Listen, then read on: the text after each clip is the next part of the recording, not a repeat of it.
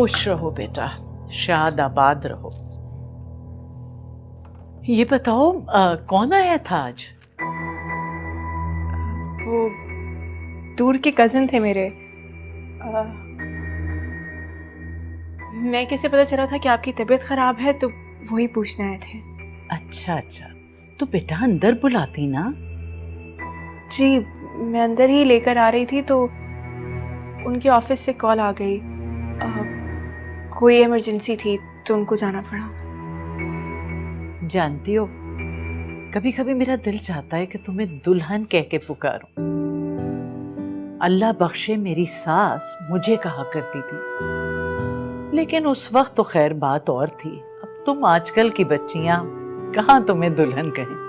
और सच पूछो तो मुझे भी बहुत बुरा लगता था, क्योंकि मैं अपने जमाने के हिसाब से मॉडर्न थी और जाहिर है जवान भी थी।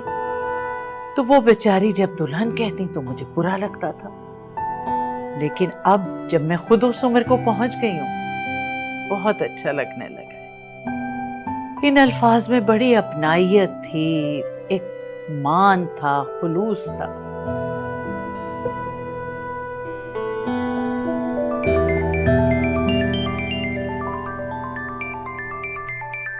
फोन सुन लो।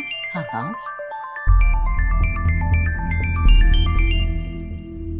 हेलो। कौन? दिलनशीन बोल रही हो? जी, आप कौन? हमजा की माँ,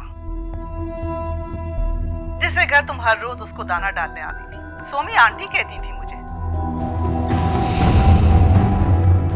जी। अरे कितनी बेशर्म हो, कितनी बेइज्जती करी, जलील किया तुम्हें, लेकिन फिर भी तुम मेरे बेटे के पीछे हाथ धोकर पड़ गई। अरे कुछ तो शर्म करो, अपने मियाँ का ही लिहाज कर लो। शर्म आनी चाहिए, कुछ हया कर लो।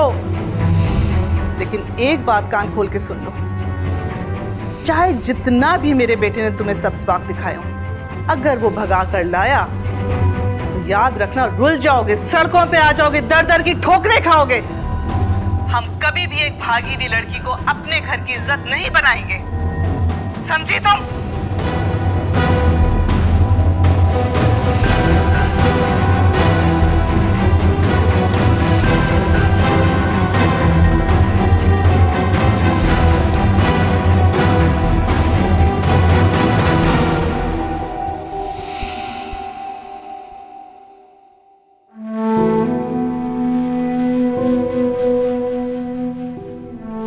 तुमने खाना नहीं खाया ठीक से।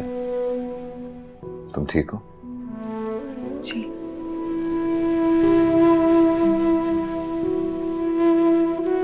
मामा ने ये तस्वीर यहाँ पे लगा दी, तुम्हें बुरा तो नहीं लगा?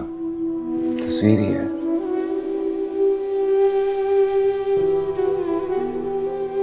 चली जाओगी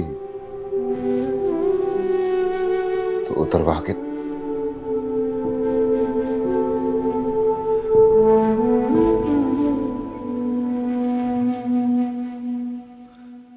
तुम में और तस्वीर में एक बात आज भी मुश्तरक है,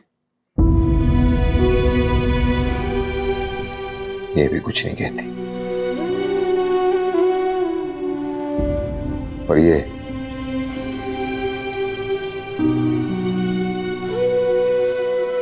कि तुम उस दिन भी दुखी थी और आज भी दुखी हो।